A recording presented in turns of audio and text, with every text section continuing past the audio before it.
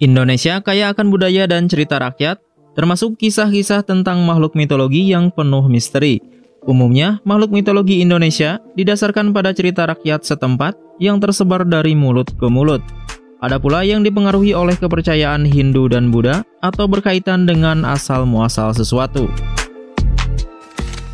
Untuk diketahui, sebelumnya sedikit kami bahas apa itu mitologi. Layaknya sejumlah kata serapan lain, istilah mitologi berasal dari bahasa Latin, yaitu mythologia. Kata mythologia sendiri merupakan gabungan dari dua kata, yaitu mythos dan logia. Kata mitos atau myth memiliki arti sebagai kisah yang disebarkan dari mulut ke mulut, dari suatu sumber yang tidak diketahui asalnya. Sementara kata logia atau logi dapat diterjemahkan sebagai sejumlah kata seperti teori, ilmu, paham, hingga doktrin. Berdasarkan sejumlah catatan sejarah, kata mitologi pertama kali digunakan oleh negara Prancis pada awal abad ke-15, yakni mythologie. Barulah kata tersebut diganti menggunakan akhir yang umum digunakan dalam bahasa Inggris, yaitu logi, sehingga menjadi kata mitologi yang dikenal sekarang yakni mitologi. Jika merujuk kepada Kamus Besar Bahasa Indonesia atau KBBI, pengertian mitologi dapat diartikan ilmu tentang bentuk sastra yang mengandung konsep dan dongeng suci mengenai kehidupan dewa dan makhluk halus dalam suatu kebudayaan. Selain itu, mitologi juga dapat didefinisikan sebagai ilmu tentang kebenaran dewa-dewa dan pahlawan di masa lalu yang memiliki tafsir dan makna tentang kejadian asal-usul manusia. Di Indonesia, makhluk mitologi telah menjadi bagian integral dari kekayaan budaya bangsa. Sebagai bangsa yang kaya akan tradisi dan kepercayaan leluhur, mitologi Indonesia mencerminkan hubungan yang dalam antara manusia dengan alam dan dunia gaib. Setiap makhluk mitologi Indonesia memiliki karakteristik yang berbeda-beda dan seringkali memiliki peran dalam mempengaruhi kehidupan sehari-hari masyarakat. Berikut 10 makhluk mitologi Indonesia yang kami rangkum dari berbagai sumber.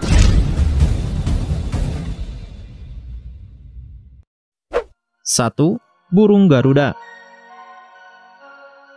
Seperti yang kita ketahui, Garuda adalah lambang negara kita tercinta Indonesia. Dalam proses perumusan lambang negara Indonesia, desain Garuda Pancasila mengalami beberapa revisi dan perubahan hingga akhirnya ditetapkan sebagai lambang negara pada tahun 1950. Saat ini lambang negara Indonesia dengan gambar burung Garuda Pancasila telah menjadi bagian yang tak terpisahkan dari identitas nasional Indonesia dan menjadi simbol kemegahan dan kebanggaan bangsa. Garuda Pancasila memiliki filosofi yang terkait dengan konsep keberagaman dan persatuan yang tercermin dalam semboyan Bhinneka Tunggal Ika yang ada pada lambang Garuda Pancasila. Kisah Garuda terdapat dalam kitab Mahabharata dan Purana yang berasal dari India. Dalam agama Hindu, Garuda adalah kendaraan atau wahana Dewa Wisnu. Interpretasi fisik Garuda bermacam-macam. Namun kebanyakan Garuda digambarkan bertubuh tertutup bulu emas, berwajah putih dan bersayap merah. Paruh dan sayapnya mirip yang dimiliki burung elang, tetapi tubuhnya seringkali seperti manusia. Ukurannya besar sehingga dapat menghalangi matahari.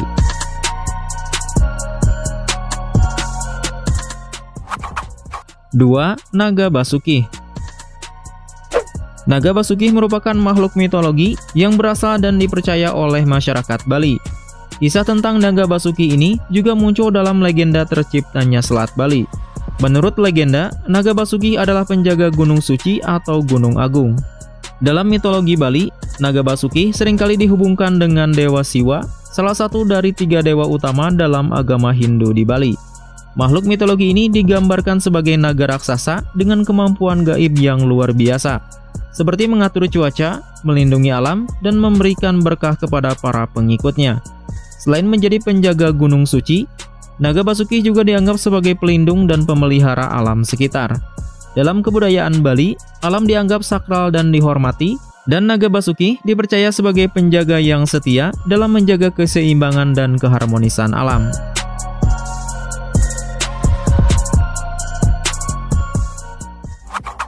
3. Leak. Masih dari Pulau Dewata Bali, makhluk mitologi ini bernama Leak. Dalam mitologi Bali, Leak digambarkan sebagai makhluk yang memiliki lidah panjang dan bergigi tajam. Menurut kepercayaan masyarakat Bali, Leak adalah penyihir jahat. Ia hanya bisa dilihat di malam hari oleh para dukun pemburu leak. Di siang hari, ia tampak seperti manusia biasa, sedangkan pada malam hari berubah wujud menjadi makhluk yang sangat mengerikan. Ia berada di kuburan untuk mencari organ-organ dalam tubuh manusia yang digunakan untuk membuat ramuan sihir. Ramuan sihir itu dapat mengubah bentuk leak menjadi seekor harimau, kera, babi, atau bola api. Namun beberapa orang mengatakan bahwa sihir leak hanya berfungsi di Pulau Bali saja, sehingga leak hanya dapat ditemukan di Bali. Dalam Lontar Durganing Purwa, dinyatakan bahwa terdapat sekitar 35 jenis leak. Di antaranya leak Pomorwan, leak Nengkleng, leak Ugig, yang semuanya berkonotasi tentang keburukan di penganut ilmu leak itu.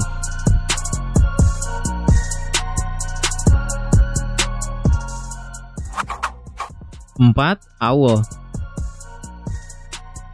Terkait asal-usul Aul, memang belum ada sumber dan literasi yang menjelaskan secara spesifik.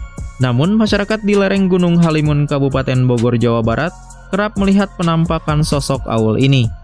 Aul kerap kali digambarkan sebagai makhluk yang memiliki tubuh seukuran manusia dewasa, berkepala anjing atau serigala, dengan kaki menghadap ke belakang. Makhluk mitologi ini dipercaya memiliki kemampuan berlari kencang dan pandai menghilang di semak-semak. Tidak hanya di Jawa Barat, kepercayaan adanya makhluk bernama Aul ini juga berkembang di Jawa Tengah. Di Banyumas, Aul adalah sebutan untuk manusia berkepala serigala. Makhluk ini kerap memangsa hewan ternak warga seperti kambing. Bahkan pada tahun 2012 silam, kemunculan Aul sempat meneror masyarakat.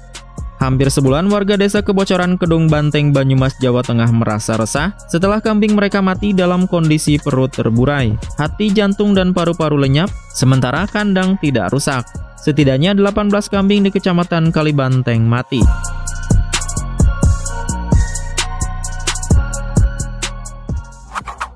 Lima, Akhol. Hampir mirip dengan nama makhluk mitologi sebelumnya, jika Aul digambarkan sebagai manusia berkepala serigala, sedangkan Akhol digambarkan sebagai kelelawar raksasa. Berdasarkan kabar yang beredar di masyarakat, selain di Gunung Salak, Akhol juga menempati hutan tropis yang tersebar di Pulau Jawa. Wujudnya digambarkan dengan kepala mirip kera, mata yang besar, cakar tajam, pada lengan dan tubuhnya dipenuhi bulu. Makhluk ini memiliki sayap panjang dengan bentang mencapai 3 meter. Akhol sering terlihat jongkok di hutan dengan sayap tertutup rapat. Hewan mitologi ini diperkirakan adalah makhluk nokturnal yang sering menghabiskan harinya bersembunyi di gua-gua yang terletak di belakang atau di bawah air terjun. Ketika malam hari, makhluk misterius ini biasanya baru keluar dari gua. Ia mulai terbang menelusuri sungai-sungai besar untuk mencari ikan sebagai santapannya.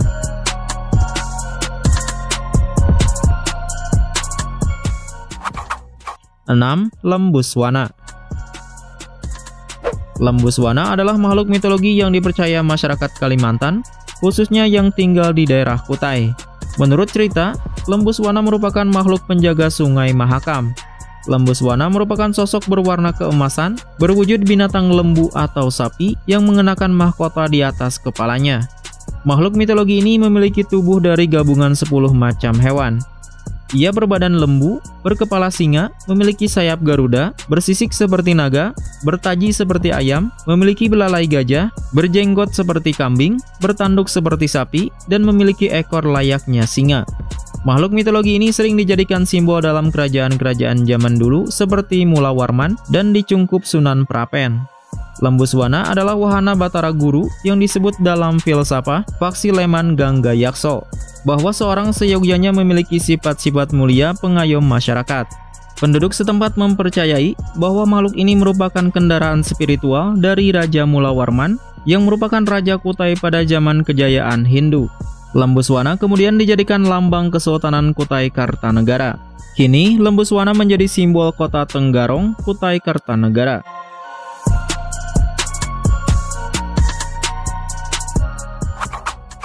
7. Kuda Sembrani. Kuda Sembrani adalah makhluk mitologi yang digambarkan sebagai kuda bersayap yang dapat terbang dengan sangat berani. Dalam cerita pewayangan, kuda Sembrani adalah kuda tunggangan Batara Wisnu. Sementara menurut hikayat rakyat Jawa, Sembrani merupakan alat transportasi bagi raja, ratu, dan senopati yang ketika berpergian selalu menggunakan kuda sembrani agar dapat dengan mudah dan cepat sampai tujuan. Dalam budaya populer, kuda sembrani sering dianggap sama dengan Pegasus. Meskipun keduanya berbeda dan kuda sembrani tidak memiliki konotasi dari mitologi Yunani. Sebuah pedanan yang lebih tepat untuk kuda sembrani mungkin adalah kuda terbang atau kuda mistik. Cerita tentang kuda sembrani ini disebutkan berkaitan dengan masa pemerintahan Sultan Agung, raja terbesar Mataram Islam.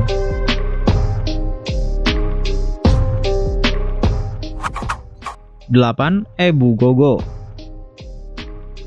Ebu Gogo ialah makhluk mitologi orang-orang Pulau Flores di Indonesia yang memiliki wujud perpaduan manusia dan leprechaun atau peri. Seluruh tubuhnya ditutupi rambut, perut besar dengan telinga yang menjulur, dan cara mereka berjalan dengan seperti canggung. Ukurannya kecil dan pendek karena tingginya kira-kira hanya 1 meter. Ebu yang berarti nenek dan Gogo berarti rakus atau memakan segalanya. Konon makhluk ini tinggal di Pulau Flores dan berbicara dengan berbisik. Para ilmuwan percaya bahwa cerita rakyat tentang Ebu Gogo mungkin ada kaitannya dengan Homo floresiensis. Akan tetapi tidak ada bukti yang kuat untuk mendukung teori ini. Cerita rakyat ini diturunkan dari mulut ke mulut hingga dari generasi ke generasi.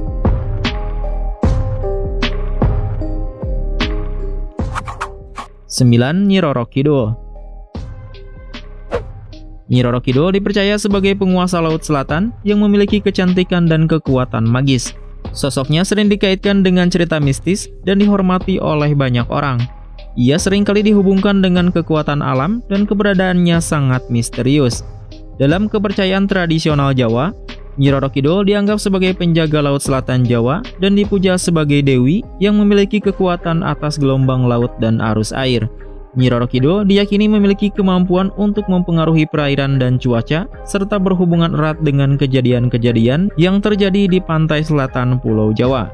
Banyak kisah yang beredar di masyarakat mengenai legenda Nyi Roro Kidul. Ada berbagai versi mengenai siapa sebenarnya Nyi Roro Kidul. Sebagian literatur menyebutkan bahwa ia merupakan Dewi Sri yang diciptakan oleh Dewa Kaping Telu. Ada pula yang menyebutkan bahwa Nyi Roro Kidul adalah putri Kandita yang diusir oleh ayahnya akibat penyakit kulit. Terlepas dari itu, sosok Nyi Roro Kidul selalu dilingkupi oleh cerita-cerita mistis yang dikaitkan dengan para raja kerajaan Mataram Islam, terutama Penebahan Senopati.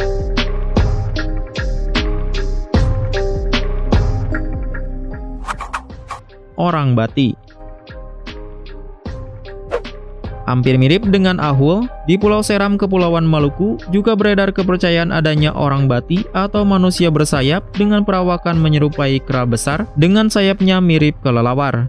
Tubuhnya berwarna merah, sedangkan sayapnya berwarna hitam besar. Makhluk mitologi ini diyakini tinggal di Gunung Kiratu di Pulau Seram dan berkeliaran di malam hari untuk memangsa anak kecil dan hewan ternak sehingga menimbulkan ketakutan bagi para warga desa. Kedatangan hewan ini dapat dikenali dengan suara teriakannya yang melengking hingga menciptakan suasana mencekam. Konon seorang misionaris asal Inggris bernama Tyson Hughes dan anggota timnya yang datang ke Maluku pernah melihat orang Bati sekitar tahun 1987.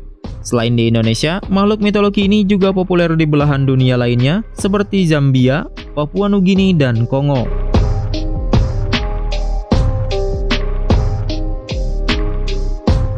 Itulah 10 makhluk mitologi Indonesia yang keberadaannya masih dipercaya oleh sebagian masyarakat.